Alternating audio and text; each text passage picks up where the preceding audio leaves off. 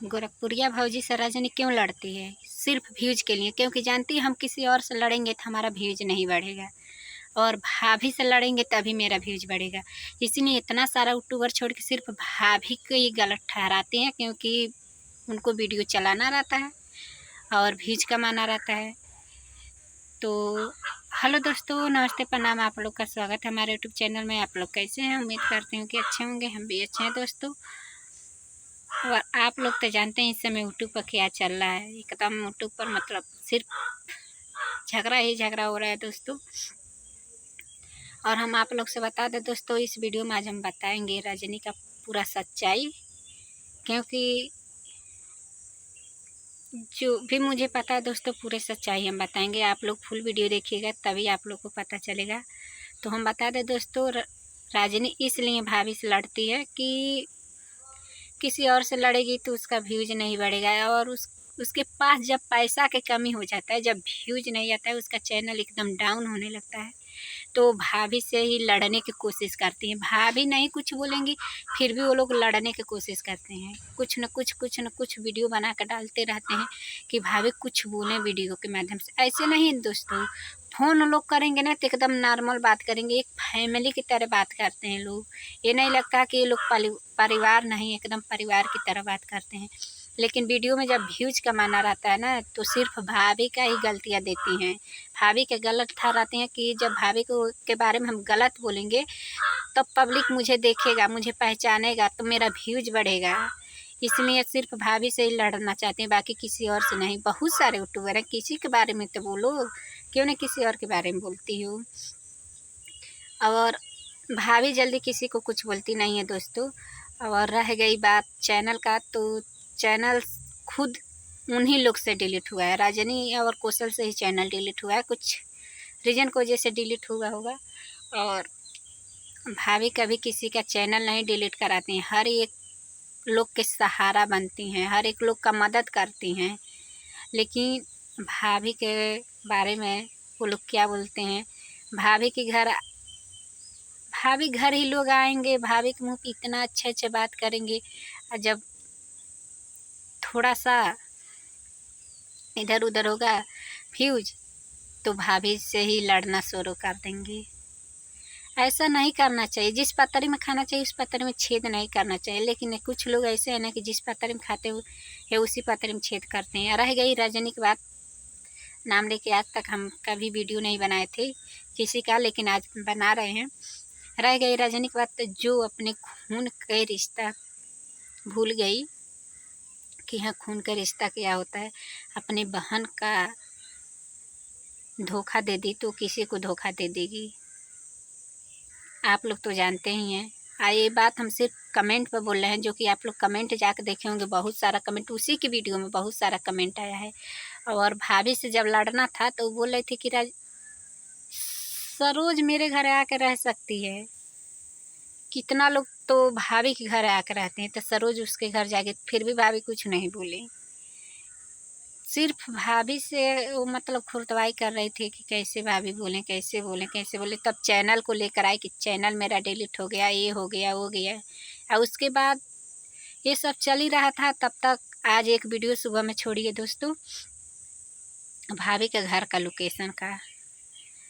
तो जो मोबाइल का वो लोग नीति नाम बता रहे हैं, वो मोबाइल भाभी के घर नहीं है। रह गई बात, अगर ये बताइए हमारे मोबाइल में हमारा चैनल है, अगर मेरा ही मोबाइल कोई किस मतलब क्या बोला जाता है, पता नहीं क्या बोला जाता है, हम नहीं बोल पाएंगे, वो करेंगे तो भाभी का ही घर दिखाएगा ना। तो वो तो दीपू भैया के मोबाइल में था, तो दीपू भैया उस समय यहीं पर थे, तो इसलिए उन लोग का मोबाइल, भैया का मोबाइल में भाभी के घर का लोकेशन दिखाया। तो वो लोकेशन 2-3 महीना बाद डाल रही है। अरे तभी डाल दी होती, जब तुम्हें पता था कि भाभी की हैं, तो तभी डाल दी होती। बाद में डालने से क्या फ़ायदा? अब 3 महीना बाद क्यों डाल रही हो? तभी डाल दी होती, सारे लोग जान गए होते, सारा पब्लिक जान गया होता कि कौन गलत है कौन सही है। आज भाभी को गलत बना रही हो सिर्फ व्यूज के लिए। इतना नीचे नहीं गिरना चाहिए, इतना नीचे लोग गिर जा रहे हैं दोस्तों ना, क्या बताएं। अपना हद ही पार कर दे रहे हैं लोग, लेकिन किसी के बारे में ऐसा नहीं करना चाहिए।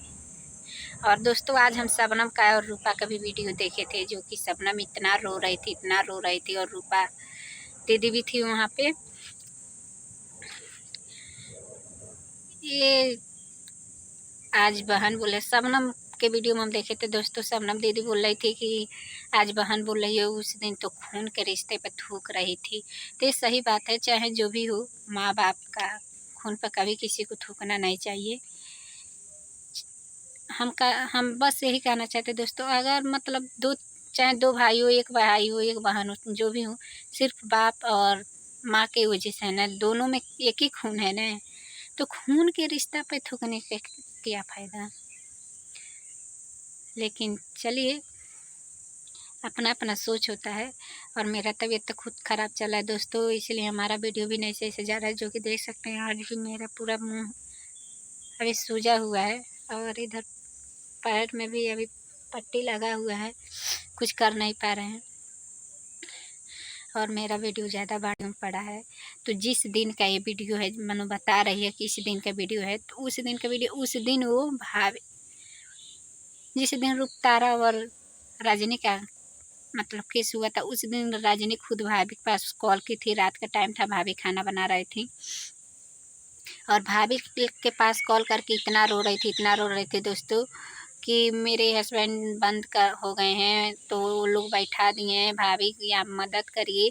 उस दिन भाभी नहीं खराब थी, उस दिन भाभी अच्छी थी, आप मदद मांग रही थी, और भाभी जा भी रही थी दोस्तों, भाभी निकट गई थी।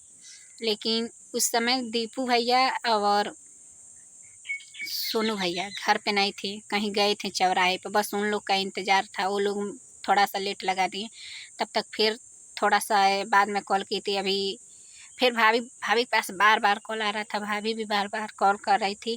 भाभी सबका मदद करती हैं, उस समय भाभी अच्छी थी, और इस समय भाभी बुरी हो गई हैं। और रह गई पत्तल चाटने वाली बात, तो भाभी किसी के चाटती नहीं है, लोग भाभी के घर आते हैं चाटने के लिए।